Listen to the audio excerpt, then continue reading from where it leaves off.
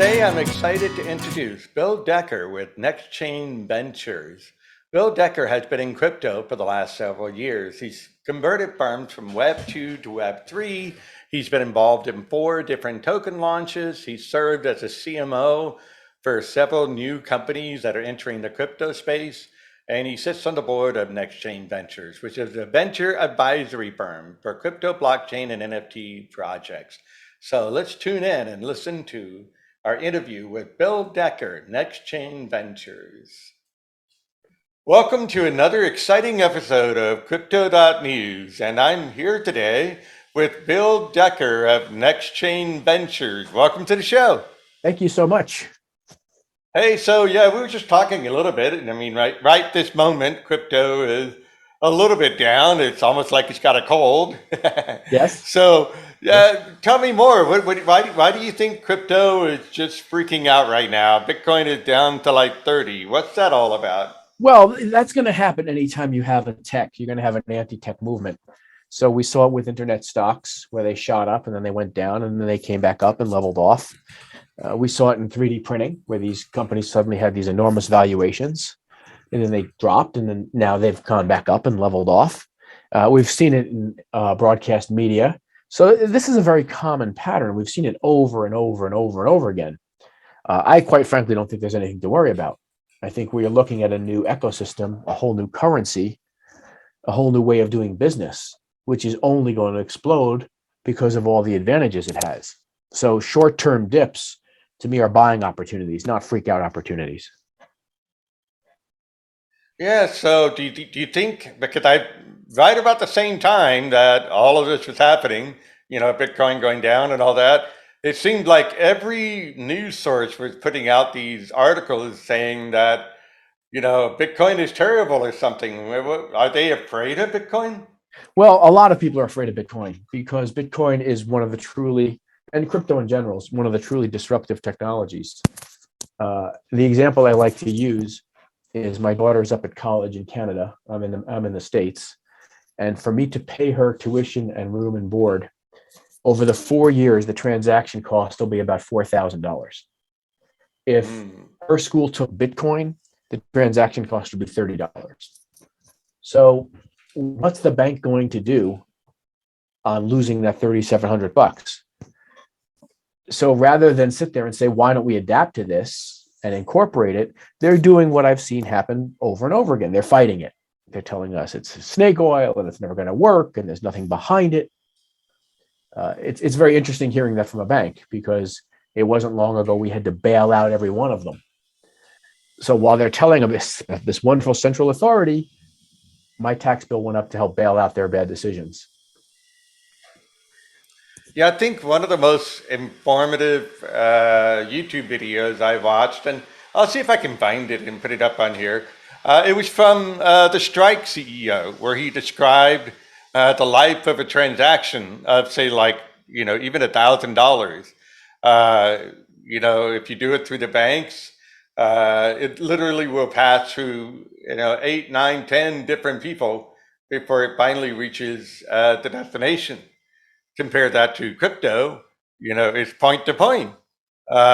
You can move, and I've seen it, the equivalent of $30 billion for, just a little bit of money. So tell me more about that point-to-point transaction, I guess. Well, it isn't quite point-to-point. It will go from one place to the other, but it hits various servers, which we call nodes, to verify the transaction. So think of a cash machine. When you go to a cash machine and you take out $100, it's going to a server somewhere to validate that cash machine, to say, okay, this is Joe, he's got the money, it's $100, it's coming out, we'll let it go. And that always happens in a couple of seconds. When you buy Bitcoin, it might hit 100 or 500 of these servers. And because it hits so many servers and because the servers are random, we can actually trust them a little more. As opposed to a cash machine, it's going to their server. They're getting this overwhelming fee, sometimes $3 out of $100. This, it's completely random. And that's what people mean when they say I'm mining Bitcoin. When they say I'm mining, they're not actually out there with a shovel. they're getting a node out there that verifies and validates a transaction. So the more of those nodes you have, the more mining you've done. But it's completely random, and that's what makes it true. Of course, this all happens in a matter of a few seconds. Right, right. But still, there's only just one transaction to get that, and it happens in just a few minutes, as opposed to the hours that the banks take, right? So, Well, and no humans. and no humans. Yeah, That that's great. that's what we mean by when they say a smart contract. Yeah, There's it's no human. completely decentralized. Well, let Well, me ask you this: with Ethereum, what's the difference between Bitcoin and Ethereum? And is Ethereum really superior or inferior? well, Ethereum is an interesting token because what Ethereum has done is they have built this huge blockchain, and they have gone to application developers and said, you don't have to knock yourself out building a blockchain. You can bolt onto our blockchain.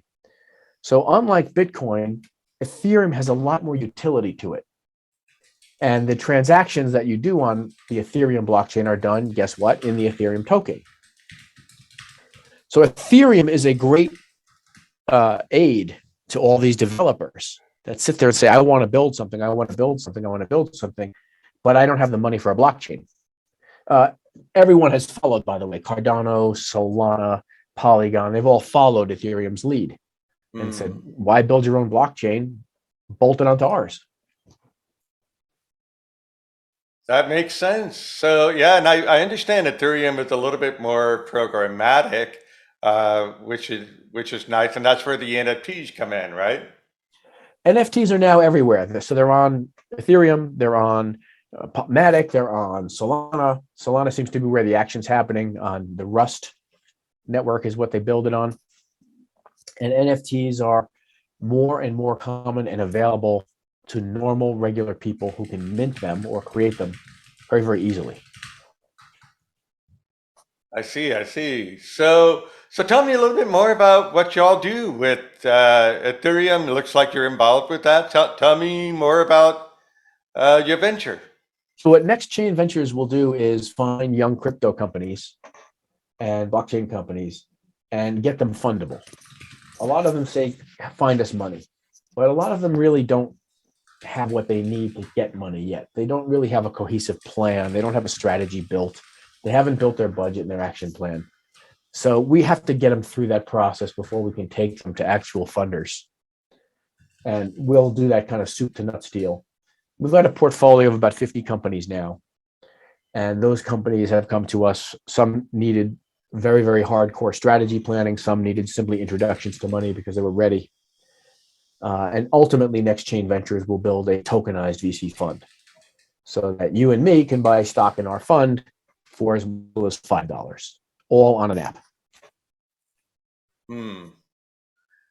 I see. So yeah, it seems like there's a lot of interest now. I mean, every time I turn on the news, it seems like there's another vice president of whatever, Morgan Stanley, leaving to start some blockchain venture, right?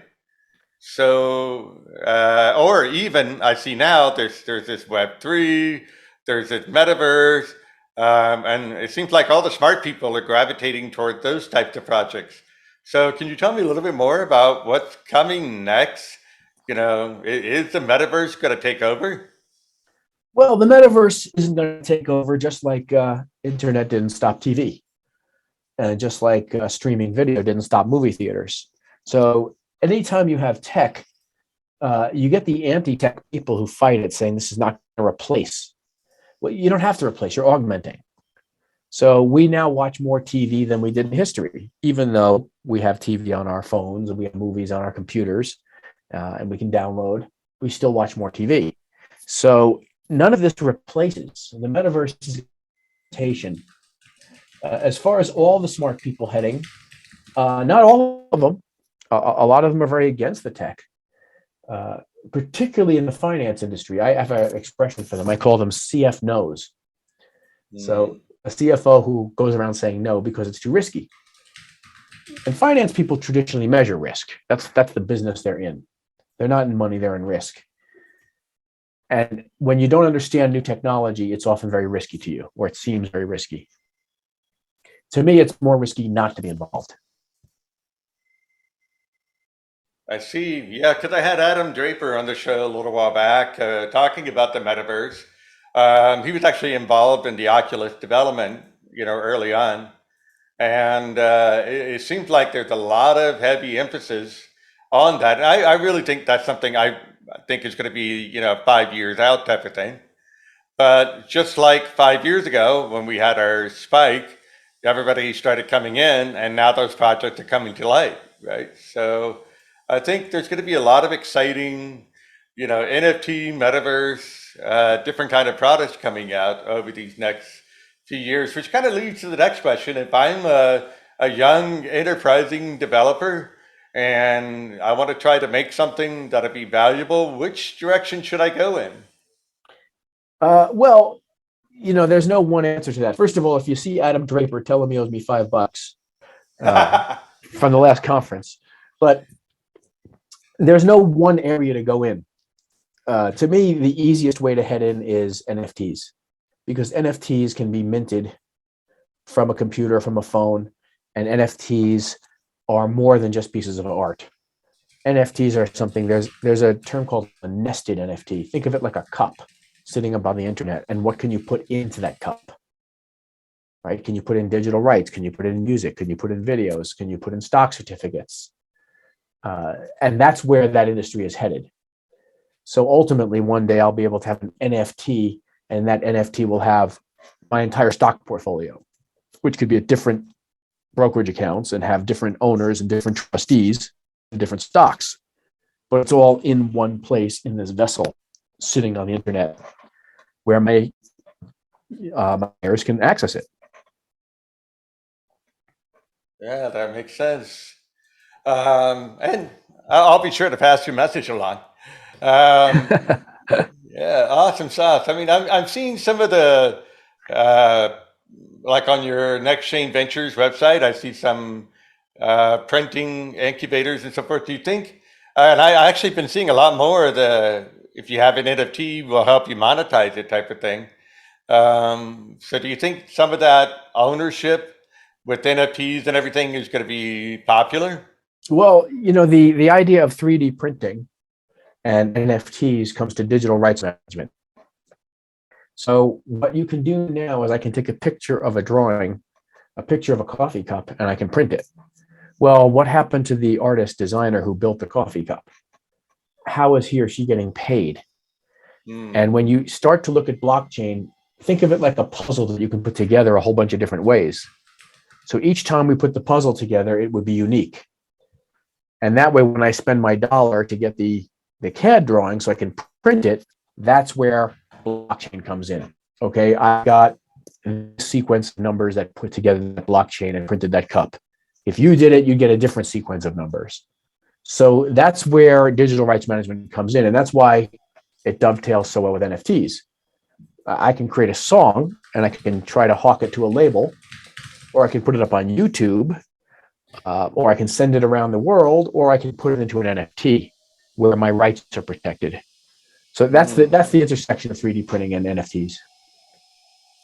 I think that 3D printing is something that over time is going to be very exciting. The reason why I say that, I just had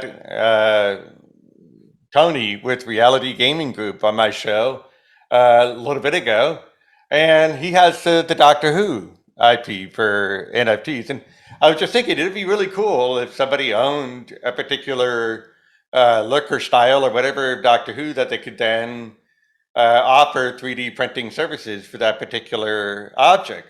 So, and I know there's a lot of emphasis now on, even Pokemon, being able to 3D print Pokemon characters in different styles and poses, right? So, do you think that'll be up and coming? That people would be able to 3D print different toys that they now have the rights to? Well, it's not up and coming, it's here now. Wow, So that's we've had it great. here for many years. Prior to this, we ran the largest media company in 3D printing. So this is a language I speak and like. There are 3D printers available to print pretty much anything you can imagine, from Legos to airplane wings. The wing on a 787 is 3D printed.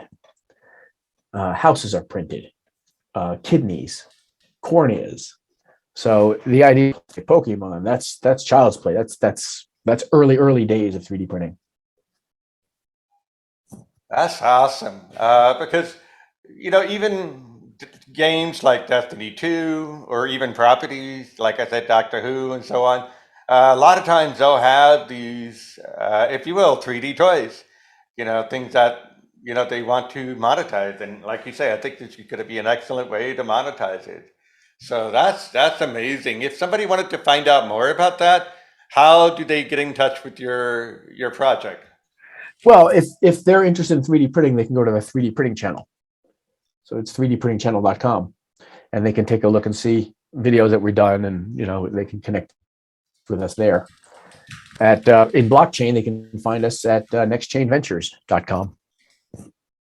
Awesome. And if they want to reach out to you because they have an exciting idea, how can they do that? They can do it at bill@nextchainventures.com.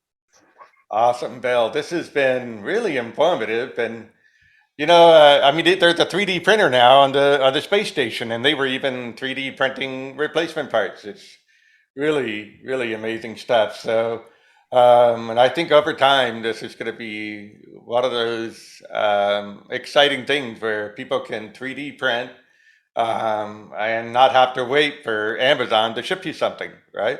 That's absolutely correct. You can print a lot of stuff at home, or you can use a service bureau.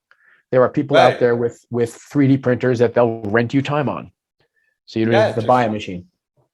Just down the street, we have one, and they've been saying they keep printing all these 3D Pokemon stuff. It's amazing. So a lot of kids like Pokemon these days. So, all right. Well, like I said, it's been very informative. Is there anything else you'd like to share with our audience?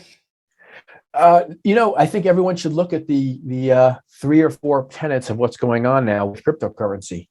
The first is the tokens themselves that everyone's looking at and panicking about. The second is this idea that NFTs are more than artwork. The third is this whole idea of decentralized finance.